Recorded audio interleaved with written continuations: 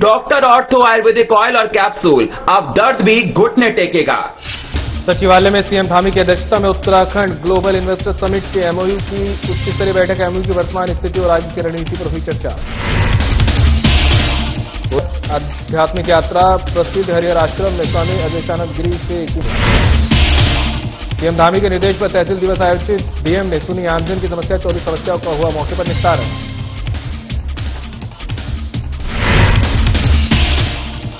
BBG Ramji bill पर आधारित कार्यशाला आयोजित। मंत्री गणेश जोशी ने किसानों से संवाद करी। कैबिनेट मंत्री गणेश जोशी की अध्यक्षता में बैठक। संचालित विकास कार्यों की समीक्षा की। सिंचाई विभाग के अधिकारी भी रहे मौजूद।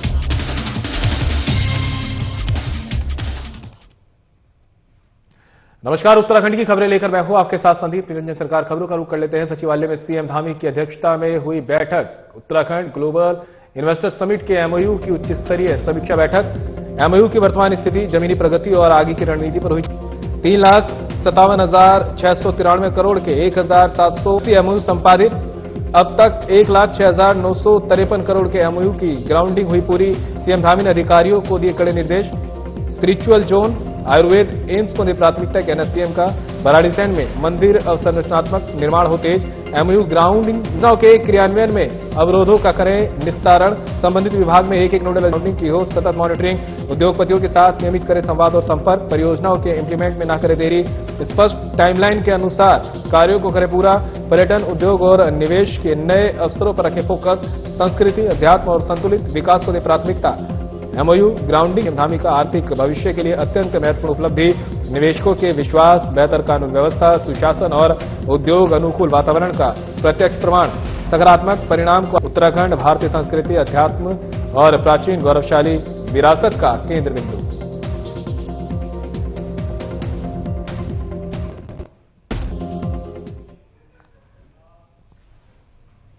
भारत अपनी आध्यात्मिक यात्रा के तहत सपरिवार कनकल स्थित प्रसिद्ध हरिहर द्विनापीठाधीश्वर आचार्य महामंडलेश्वर स्वामी अवधेशानंद गिरी ने पारंपरिक रीति रिवाजों के साथ उनका भव्य स्वागत किया।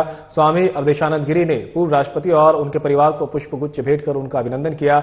इस दौरान दोनों के बीच काफी देर तक आध्यात्मिक चर्चा भी हुई। रामनाथ कोविंद ने कहा कि आध्यात्मिक नगरी हरिद्वार अध्यात्म का द्वार है। यहां आने पर उन्हें हमेशा एक विशेष मानसिक शांति और सुखद अनुभूति होती है। उन्होंने साझा किया कि साधु संतों का सानिध्य और गंगा का पावन तट ऊर्जा से भर देता है। उन्होंने कहा कि यही कारण है कि वह समय समय पर संतों का आशीर्वाद लेने हरिद्वार आते रहते हैं।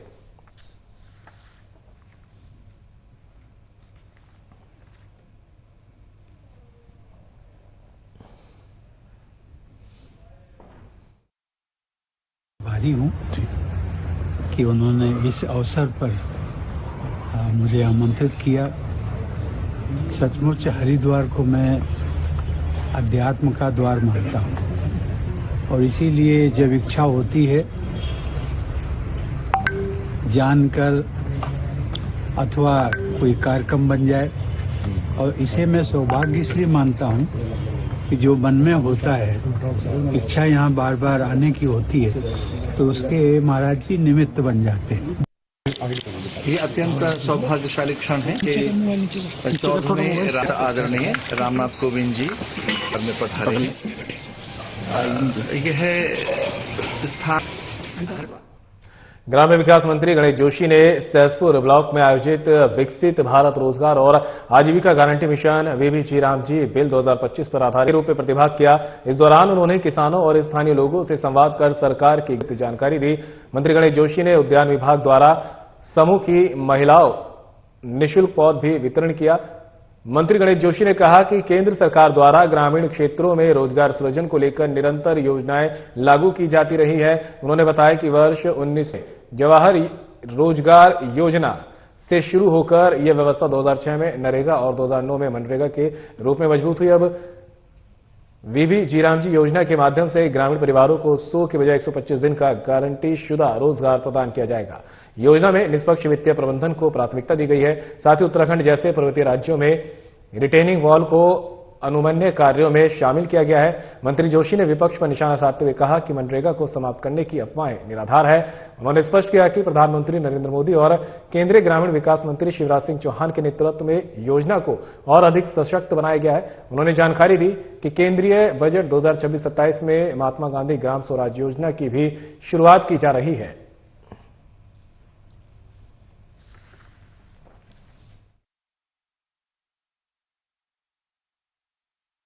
वर्कशॉप में और अभी आपके बड़े विस्तार से इस योजना के बारे में पूर्व वक्ताओं द्वारा आपको बताया गया। अब ये बताओ,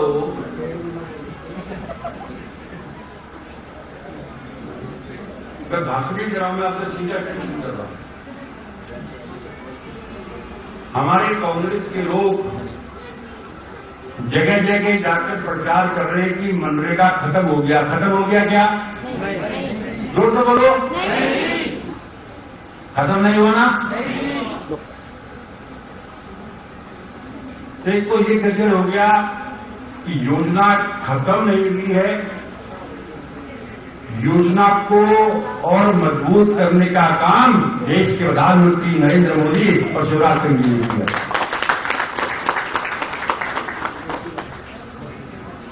क्योंकि आज कांग्रेस इतनी निराश है, हताश है, परेशान है, कहते ना नाम बदली कर दिया। क्योंकि जब आप लोगों के बीच में जाएंगे कि योजना का नाम सिर्फ हमने चेंज नहीं किया है, समय समय पर पहले 1989 में इसका नाम जवाहरलाल जी के नाम पर जवाहर रोजगार योजना था। तब था 89 में, और 2001 में इस योजना का नाम इसको SGRY के साथ मिला दिया गया। तब तो हमारी सरकार नहीं थी, तो आप तो नेहरू जी तो आपके काका थे, तो आपने क्यों नाम बदली कर दिया? तो समय समय पर नाम बदली हुए। 2006 में नरेगा राष्ट्रीय ग्रामीण रोजगार गारंटी योजना में समाहित किया गया, और 2009 में नरेगा का नाम बदलकर महात्मा गांधी राष्ट्रीय ग्रामीण रोजगार गारंटी योजना मनरेगा किया। क्योंकि इस कांग्रेस को राम के नाम से ही परहेज है। जहां राम का नाम आता है, कांग्रेसियों के पेट में दर्द हो जाता है। कैबिनेट मंत्री गणेश जोशी ने कैंप कार्यालय में जल निगम, जल संस्थान और सिंचाई विभाग के अधिकारियों के साथ मसूरी विधानसभा क्षेत्र में प्रस्तावित और संचालित विकास कार्यों की समीक्षा बैठक की।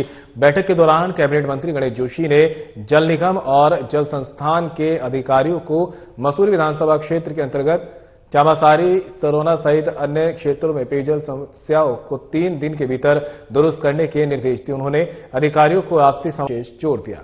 इसके साथ कैबिनेट मंत्री गणेश जोशी ने सिंचाई विभाग के अधिकारियों को पुस्ता निर्माण सहित अन्य कार्यों को शीघ्र से पूर्ण करने के निर्देश। संबंधित शासन स्तर पर लंबित प्रस्तावों को जल्द स्वीकृति दिलाकर कार्यों को कि आम जनता को समय पर लाभ मिल सके। इस दौरान संबंधित विभागों के अधिकारीगण उपस्थित रहे।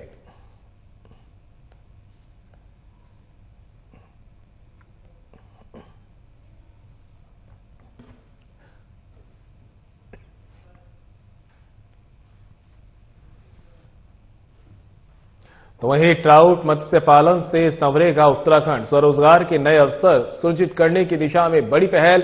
ट्राउट प्रोत्साहन योजना का शुभारंभ पशुपालन मंत्री सौरभ बहुगुणा ने किया शुभारंभ। 170 करोड़ की योजना से होगा सीधा लाभ। जलवायु परिस्थितियां ट्राउट मत्स्य पालन के लिए अत्यंत अनुकूल, कहना बहुगुणा का। ट्राउट उत्पादन में हुई ऐतिहासिक वृद्धि, 380% वृद्धि के साथ अब बढ़कर हुई 710 मीट्रिक टन। ट्राउट उत्पादन को बढ़ाने और मछलियों के मार्केटिंग के लिए सप्लाई के लिए किया अनुबंध। आने वाले राज्य अंतर्गत ट्राउट फार्मिंग क्षेत्र को मजबूत करेगी योजना। पर्वतीय क्षेत्रों में पलायन को कम करने के लिए कारगर होगी।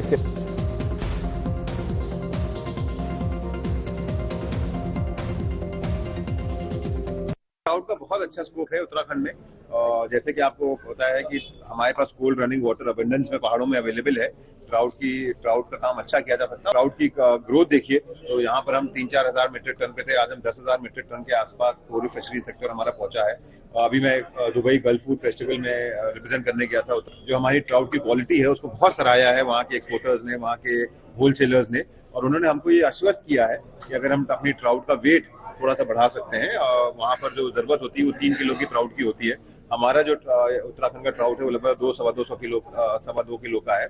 हम उसको 3 किलो करने में अगर हम सक्षम हो जाते हैं तो हमको पर महीने का एक यूएई के जो एक्सपोर्टर्स और होलसेलर्स हैं वो हमसे लेने को तैयार हैं। एक कंटेनर का मतलब लगभग 18 से 20 टन हमारी दुबई में यूएई में जाना शुरू हो जाएगा।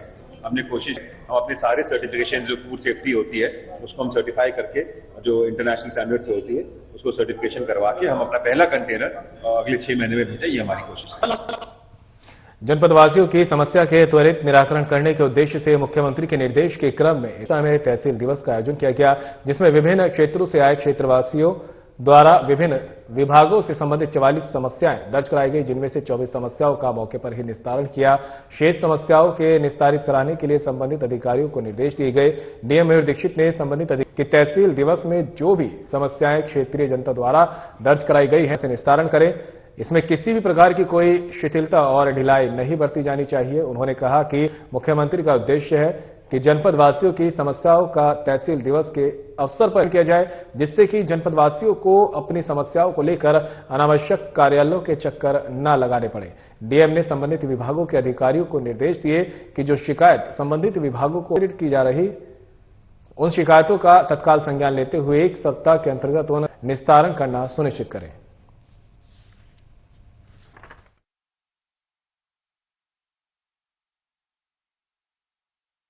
तहसील में करीबन 35 शिकायतें दर्ज की गई है और तहसील दिवस में जमीन पर अतिक्रमण से संबंधित और पेयजल से संबंधित, राशन से संबंधित, विद्युत से संबंधित शिकायतें दर्ज की गई है और शिकायतों को पर्सनली भी सुना गया है और अधिकारी को मौके पर डायरेक्शन दिए गए कि उसका निस्तारण करें। हर सोमवार को जन सुनवाई हम लोग कर रहे हैं। तहसील दिवस रहता है कि लोकल तहसील से संबंधित शिकायतें जिलाधिकारी कार्यालय में लोग दर्ज कराएं और यहाँ पर विभिन्न और भी मैटर्स हैं जैसे प्रमाण पत्र आदि की सुविधाएं भी मौजूद रहती हैं। तो निश्चित तौर पर तहसील दिवस आयोजित करने से विभिन्न जो समस्याएं हैं अन्य विभागों की वो भी सॉल्व होती है और साथ ही तहसील से संबंधित जो सुविधाएं दी जाती है उनका भी लोगों को उसके लिए सुविधा प्राप्त होती है। धनौल्टी में डीएम टिहरी नीतिका खंडेलवाल की अध्यक्षता में तहसील दिवस का आयोजन किया गया। तहसील दिवस के दौरान स्थानीय नागरिकों और जनप्रतिनिधियों ने क्षेत्र से जुड़ी विभिन्न समस्याओं और विकास संबंधी प्रस्ताव प्रस्तुत किए। इस दौरान 68 से अधिक आवेदन और शिकायतें मिली। अधिकांश प्रस्ताव सफाई व्यवस्था, सॉलिड वेस्ट मैनेजमेंट और पर्यटकों के लिए मूलभूत सुविधाओं से संबंधित रहे। टैक्सी मैक्सी एसोसिएशन धनौल्टी ने टैक्सी स्टैंड के लिए भूमि उपलब्ध कराने की मांग की है। धनौल्टी कद्दूखाल क्षेत्र में कूड़ा निस्तारण, विद्युत लाइनों को प्रभावित कर रहे पेड़ों की लॉपिंग, नेटवर्क समस्या, धनौल्टी पार्क में सफाई व्यवस्था सुदृढ़ करने, जीर्ण शीर्ण उपकरणों की मरम्मत, कार्यरत कर्मियों के मानदेय में वृद्धि और निराश्रित गौवंश सेतु पार्किंग के नीचे व्यवस्था करने जैसे विषयों पर भी मांग पत्र प्रस्तुत किए। डीएम खंडेलवाल ने संबंधित अधिकारियों को प्राप्त शिकायतों का प्राथमिकता के आधार पर निस्तारण करने के निर्देश दिए हैं।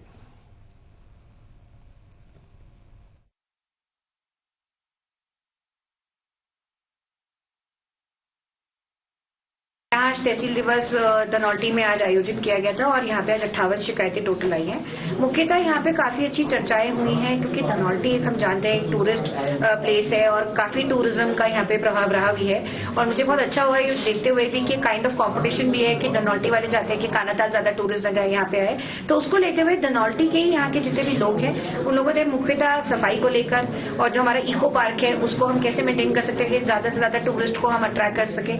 सेम विद टैक्सी स्टैंड की भी जगह होनी चाहिए कि टूरिस्ट आता है तो उनको सुविधा हो। तो काफी सारी जो टूरिस्ट को सुविधाजनक दिलवाने वाली जो समस्या है उस पर आज चर्चा हुई। एक लाइब्रेरी का भी उन लोगों ने प्रस्ताव दिया जो मुझे लगता है काफी अच्छा है। साथ ही साथ कुछ नैनबाग के लोग भी यहाँ पे आए थे, तो नैनबाग तहसील की जो इश्यूज हैं वो थोड़ा ये है कि उनको काफी दूर आना पड़ता है और जैसे उन्होंने बताया कि मसूरी वन प्रभाग भी अगर शिफ्ट हो जाता है तो प्रॉब्लम्स आएंगी, तो उनकी भी प्रॉब्लम सुनी गई है। बट मुझे लगता है कि धनौल्टी की जो सॉलिड वेस्ट मैनेजमेंट और जो ये टैक्सी स्टैंड की समस्या है इसको हम लोग जल्दी ही निस्तारित कराएंगे और मुझे लगता है अगले तहसील दिवस तक कुछ बेटर है। जिलाधिकारी मयूर दीक्षित ने परिवहन कार्यालय का निरीक्षण कर व्यवस्थाओं का जायजा लिया। इस दौरान जिलाधिकारी ने परिवहन विभाग की ओर से ई रिक्शा चालकों के लिए चलाए जा रहे सत्यापन अभियान की प्रगति की समीक्षा भी की। जिलाधिकारी ने ई रिक्शा चालकों को सत्यापन अभियान के उद्देश्य से अवगत कराया, साथ ही यातायात नियमों के पालन, सुरक्षित संचालन और यात्रियों की सुरक्षा के महत्व पर बल दिया। उन्होंने निर्देशित किया कि केवल सत्यापित चालक और सत्यापित ई रिक्शा ही सड़कों पर संचालित हों, जिससे अवैध और अनियंत्रित संचालन पर प्रभावी नियंत्रण सुनिश्चित किया जा सके। जिलाधिकारी ने परिवहन विभाग को स्पष्ट निर्देश दिए कि बिना सत्यापन के किसी भी ई रिक्शा का संचालन न किया जाए। निरीक्षण के दौरान जिलाधिकारी ने सत्यापित ई रिक्शाओं पर रूट वाइज रंग कोडित क्यूआर स्टिकर स्वयं चस्पा किए। यह क्यूआर स्टिकर पुलिस द्वारा चालक मालिक सत्यापन और आरआई द्वारा वाहन सत्यापन के उपरांत ही जारी किए जा रहे हैं। क्यूआर कोड स्कैन करने पर संबंधित ई रिक्शा का संपूर्ण सत्यापन विवरण प्रदर्शित होता है। जिलाधिकारी ने अभियान को निरंतर प्रभावी रूप से संचालित किए जाने के निर्देश दिए।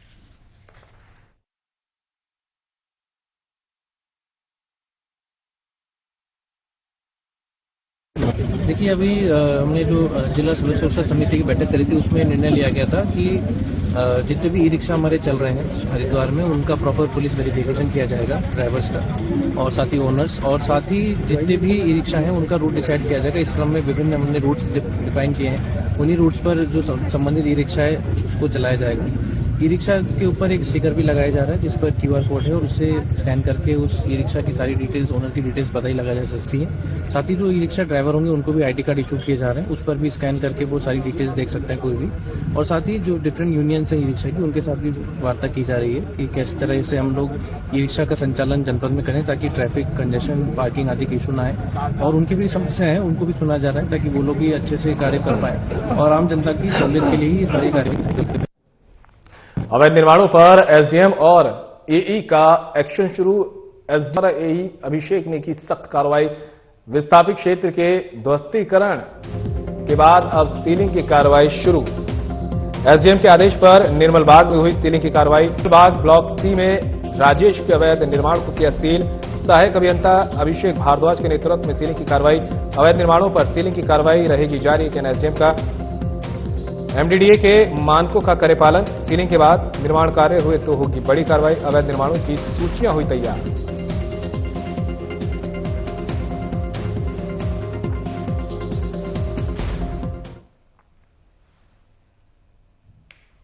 बागेश्वर पुलिस की ओर से युवाओं को सही दिशा दिखाने और उन्हें अपराधों के प्रति जागरूक करने के लिए लगातार अभियान चलाए जा रहे हैं। इसी क्रम में आज रीमा मिनी स्टेडियम में पुलिस की पाठशाला का आयोजन किया गया, जिसमें स्थानीय नवनियुक्तों ने उत्साहपूर्वक प्रतिभाग किया। कार्यक्रम का नेतृत्व कर रहे एसआई संजय ब्रिजवाल ने युवाओं से संवाद करते हुए उन्हें भविष्य की चुनौतियों के प्रति आगाह किया। उन्होंने स्पष्ट संदेश दिया कि एक सुरक्षित और उज्जवल भविष्य के लिए नशे की लत से दूर रहना अनिवार्य है। उन्होंने युवाओं से अपनी ऊर्जा को खेल और रचनात्मक कार्यों में लगाने की अपील की। युवाओं को यातायात नियमों का पालन करने, हेलमेट पहनने और ओवर स्पीडिंग से बचने की शपथ दिलाई गई। साथ ही जीवन में सफलता पाने के लिए पुलिस की तर्ज पर अनुशासन अपनाने पर जोर दिया। एसआई संजय ब्रिजवाल ने कहा कि युवा शक्ति ही हमारे सुरक्षित और समृद्ध जनपद का आधार है। यदि हमारी युवा पीढ़ी जागरूक और अनुशासित होगी तो अपराध मुक्त समाज का सपना स्वतः ही सिद्ध हो जाएगा।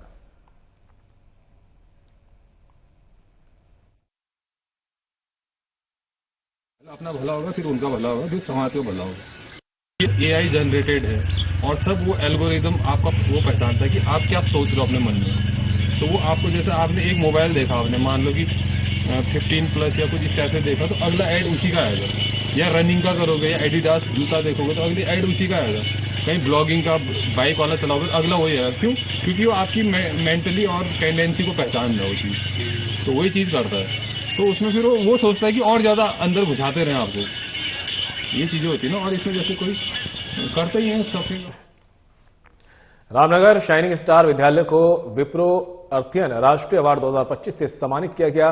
स्कूल प्रबंधन देवेंद्र सिंह नेगी ने बताया कि विद्यालय को सस्टेनेबिलिटी, शिक्षा के लिए प्रतिबद्धता और शिक्षा में नवाचार के लिए राष्ट्रीय स्तर पर पुरस्कार दिया गया है। अवार्ड जीतने वाली टीम ने बताया कि उन्होंने अपने प्रोजेक्ट में कचरे के पृथक्करण को बढ़ावा देने, एकल उपयोग प्लास्टिक के स्थान पर कपड़े और कागज के बैग का उपयोग करना और स्कूल व समुदाय के लिए कंपोस्टिंग समाधान विकसित करने जैसे पहलुओं पर विचार कर उसका समाधान निकालने की कोशिश की, जिससे कचरे के दुष्प्रभावों को रोका जा सके और छोटे छोटे उपाय कर लोगों में जागरूकता लाने का प्रयास भी किया है।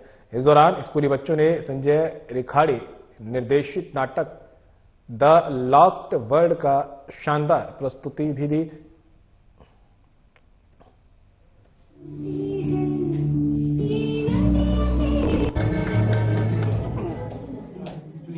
विप्रो अर्थियन अवार्ड हमारे स्कूल को मिला है, तो वो सिर्फ और सिर्फ पर्यावरण जागरूकता के साथ साथ अपने इलाके में, कम्युनिटीज में प्लास्टिक वेस्ट को लेकर के जो अवेयरनेस थी वो हमारे बच्चों ने घर घर जाकर के चलाई है। और मकसद हमारा ये है कि हम अपने कैंपस को जीरो वेस्ट करें। आजादी के दशकों बाद भी जब विकास की किरण गांव तक नहीं पहुंची तो ग्रामीणों का धैर्य जवाब दे गया। पोखरी विकासखंड के डूंगरगांव में सड़क न होने से नाराज ग्रामीणों ने चंदा जुटाकर खुद ही मार्ग निर्माण शुरू कर दिया है। हालांकि वन विभाग की टीम ने मौके पर पहुंचकर काम को अवैध बताते हुए रुकवा दिया, जिससे ग्रामीणों और वन कर्मियों के बीच जमकर नोकझोंक हुई।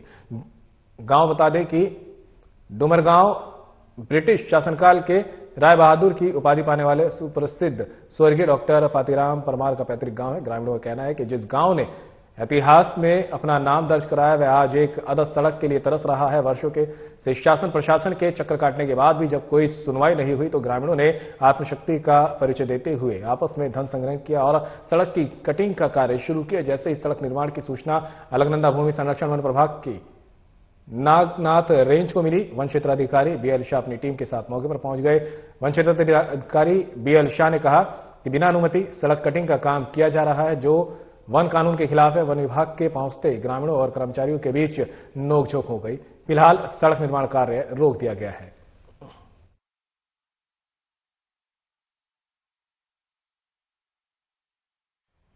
अल्मोड़ा जनपद में वनाग्नि की घटनाओं को रोकने के लिए फायर सर्विस की टीम पूरी तरह मुस्तैद है। ताजा मामले में अल्मोड़ा फायर यूनिट ने विकास भवन के समीप जंगल में लगी भीषण आग को अपनी त्वरित कार्रवाई से समय रहते बुझा दिया। बता दें कि पांडेखोला से आगे विकास भवन के पास अचानक जंगल की आग भड़क उठी थी। आग की लपटें तेजी से फैल रही थी, जिससे आसपास के क्षेत्र में खतरा बढ़ गया था। सूचना मिलते ही फायर सर्विस की टीम बिना समय गंवाए तत्काल मौके पर पहुंची। फायर टीम ने आधुनिक उपकरणों और पारंपरिक विधियों के समन्वय से आग पर नियंत्रण पाया। फायर सर्विस की इस मुस्तैदी की स्थानीय लोगों ने काफी सराहना की है, क्योंकि समय पर कार्रवाई न होती तो आग आबादी वाले क्षेत्रों या सरकारी कार्यालयों की ओर बढ़ सकती थी।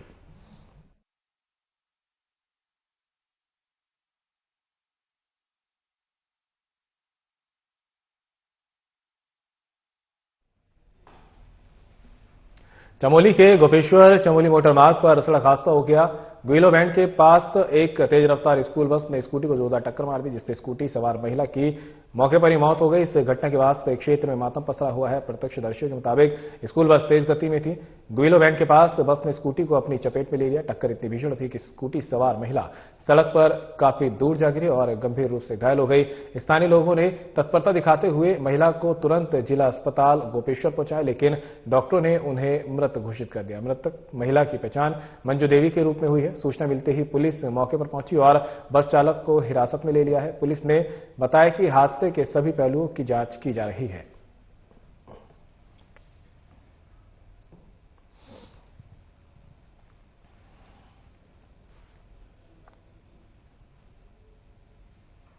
शिवाजीनगर में प्रीति रावत की हत्या के मामले में पुलिस को एक और बड़ी सफलता हाथ लगी है। पुलिस ने प्रीति रावत की हत्या में इस्तेमाल देसी तमंचे को बाबा काली कमली के बगीचे से बरामद कर लिया है। तमंचे के अंदर ही गोली का खोखा भी फंसा हुआ पुलिस को मिला है। पुलिस ने हत्या करने वाले आरोपी सुरेश गुप्ता को न्यायालय में पेश करने के बाद कोर्ट के आदेश पर जेल भेज दिया है। पुलिस ने मामले में अग्रिम जांच और कार्रवाई शुरू कर दी है। ये अहम जानकारी देते हुए एसपी देहात जय बलूनी ने बताया कि गिरफ्तारी के बाद आरोपी सुरेश गुप्ता पुलिस के सवालों को लेकर गुमराह करता रहा, जिसमें सबसे अहम सवाल हत्या में इस्तेमाल देसी तमंचे की बरामदगी का था। लेकिन पुलिस ने सख्ती दिखाई तो सुरेश गुप्ता टूट गया और उसने हत्या में इस्तेमाल देसी तमंचे को मौके पर जाकर खुद बरामद करवाया।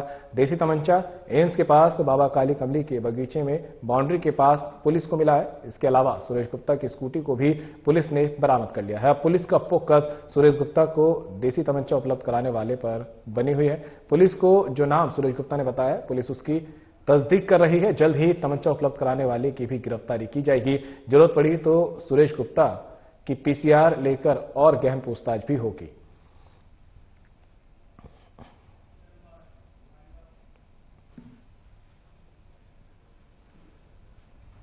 फिलहाल इस बुलेटिन में मेरे साथ इतना ही। दीजिए इजाजत। नमस्कार।